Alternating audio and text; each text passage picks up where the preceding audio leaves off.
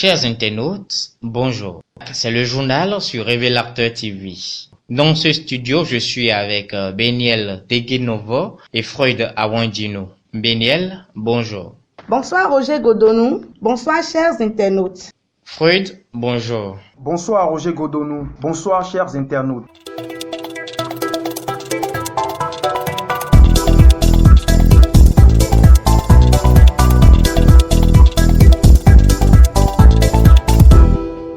Les réformes qu'initie l'État béninois laissent croire que les coûts dans les amphithéâtres ne valent plus rien. Tout à fait Roger Godonou. Malgré les peines des enseignements-apprentissages jusqu'à l'obtention des diplômes, très peu arrivent à gagner un pain juste pour calmer leur faim.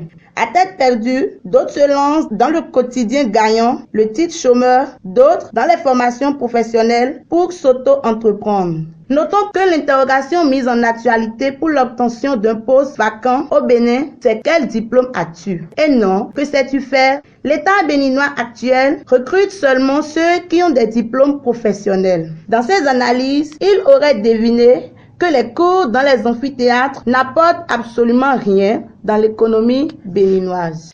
Le manque de certaines filières dans les facultés des universités publiques du Bénin cause un énorme problème à des étudiants. Ces derniers réclament d'autres filières dans les facultés. Roger Godonou, les étudiants des universités publiques du Bénin, particulièrement ceux en faculté, sont nombreux à se plaindre du manque de certaines filières dans les facultés. C'est une situation qui bloque le cursus universitaire de certains. Ils ne savent alors plus quel chemin suivre pour réaliser leurs rêves. Ils sont contraints de choisir parfois des filières qui ne leur sont pas destinées. L'avenir de ces jeunes est alors en danger. Il faudrait que les autorités universitaires travaillent avec les autorités du pays pour faire face à ce problème et permettre aux étudiants de poursuivre leurs projets.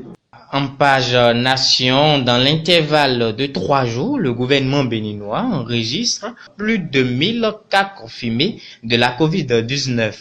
Le respect des mesures barrières doit être de mise dans le rang de la population.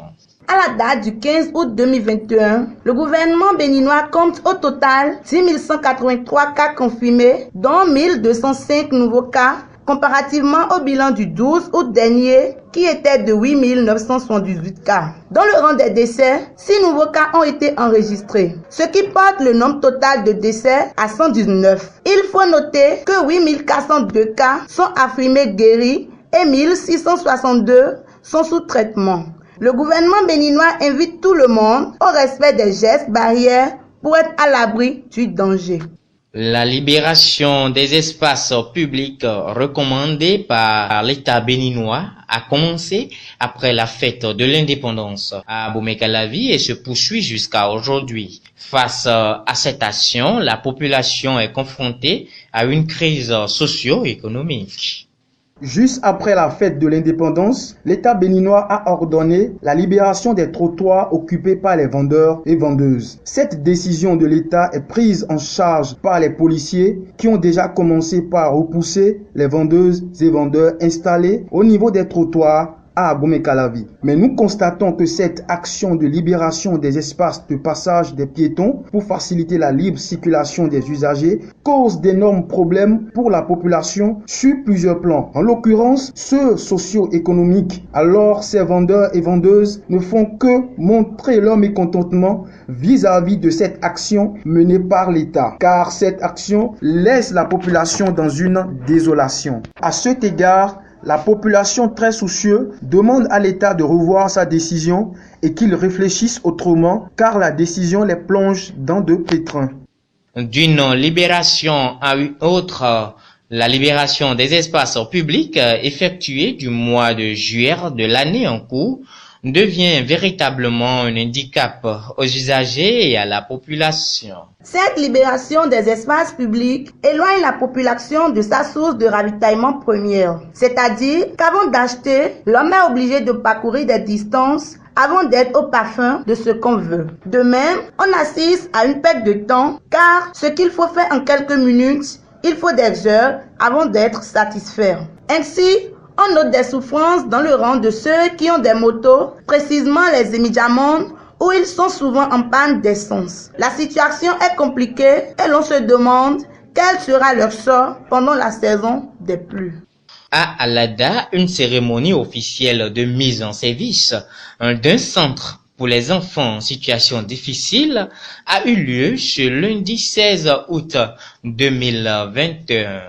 Un centre d'accueil et de transit des enfants est mis en service pour renforcer le système de protection des enfants. C'est pour offrir des conditions propices à la prise en charge transitoire, le temps de trouver une solution définitive à ces enfants, que ce centre a été mis en place. Il faut dire que c'est sous l'autorité de la ministre des Affaires sociales et de Microfinance, Véronique Toigny-Fodé, et en présence du préfet Jean-Claude Kodia, que la cérémonie s'est déroulée. Dans les salles de cours, plusieurs apprenants utilisent le téléphone portable. Malgré les multiples sanctions qu'engendrent leurs indisciplines, ils ne sont pas prêts à abandonner cette pratique. Le mauvais rendement tout au long d'une année est très souvent causé par l'utilisation des téléphones portables en milieu scolaire. Attachés à leur téléphone, les élèves n'accordent plus une grande importance aux cours, ce qui agit sur leurs notes de devoir et sur leur moyenne au terme de l'année. Ces derniers trouvent des stratégies pour tromper la vigilance de leurs enseignants tout en ignorant les effets secondaires. Toutefois, dans la société, leurs abstinations leur permettent de préserver toute relation, qu'elle soit amicale, fraternelle, amoureuse ou entre partenaires de travail.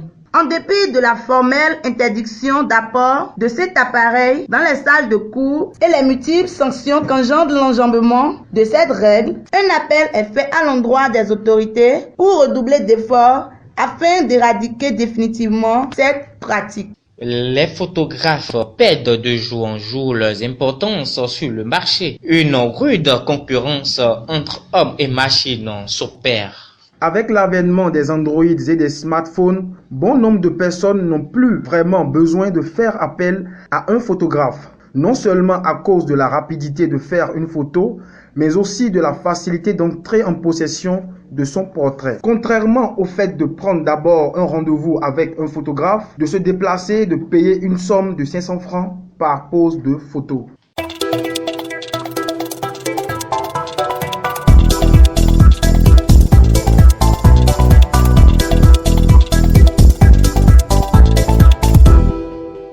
Freud Awandino, vous nous dites que les réseaux de communication tels que MTN au Bénin et Move Africa envoient des messages incitatifs aux Béninois, ce qui pousse ceux-ci à parier sur des matchs sans penser aux risques ou conséquences que cela engendrait sur leur bourse. Oui, Roger Godonou, ces messages incitatifs que reçoivent les Béninois presque chaque jour les poussent à se lancer dans l'aventure des paris en dépensant tout ce qu'ils ont sur eux. En effet, MTN et Move, avec les messages qui consistent à faire des paris foot et autres jeux sportifs, participent à l'appauvrissement des jeunes béninois. Bon nombre d'entre eux se laissent aller après la lecture de ces messages et dépensent tout leur argent en misant sur des matchs sans gagner. Il faut alors croire que les SMS de ces réseaux de communication, en ce qui concerne les paris sportifs, participent au risque d'appauvrissement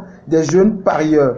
Nous sommes toujours au Bénin où la vente des arts et plastiques se font rares et ces vendeuses se plaignent. Ils ont du mal à satisfaire leurs besoins puisque la vente n'y est plus, ce qui les décourage et les démotive davantage. Dans les villes, au Bénin, fort est de constater que la vente des arts et plastiques ne sont plus comme avant. Pour cette raison, ces vendeurs se plaignent car ils n'arrivent plus à satisfaire leurs besoins à cause du non-vente de leurs objets et n'avaient appris aucun métier qui pouvait les aider. Ils ont eu de trop de faillites en vendant des objets d'art de 50 000 francs à 10 000 francs juste pour satisfaire leurs besoins. Ces vendeurs se trouvent dans l'incapacité d'assurer leurs besoins au point où ils n'en pouvaient et se disent que la meilleure façon est d'en arrêter. Mais ne sachant quoi faire, surtout qu'ils n'ont rien appris de leur vie. Cela n'est pas facile car ils vivent des moments difficiles au point où ils sont découragés.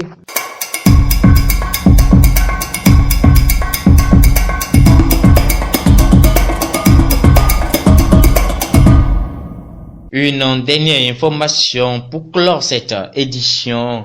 À travers un communiqué, le procureur militaire burkinabé a annoncé le début du procès sur l'assassinat du président Thomas Sankara, l'icône de la révolution burkinabé, tué le 15 octobre 1987. Ce procès est prévu pour le 11 octobre prochain à Ouagadougou dans la salle des banquiers de Ouaga 2000. Il faut noter que le procès est ouvert au public. C'est tout pour les informations de ce jour. Merci à vous, Beniel Deguenovor et Freud Arwandinou, pour m'avoir assisté tout au long de cette édition, chers internautes. Toute l'équipe de Le Révélateur TV vous remercie pour votre fidélité et à bientôt.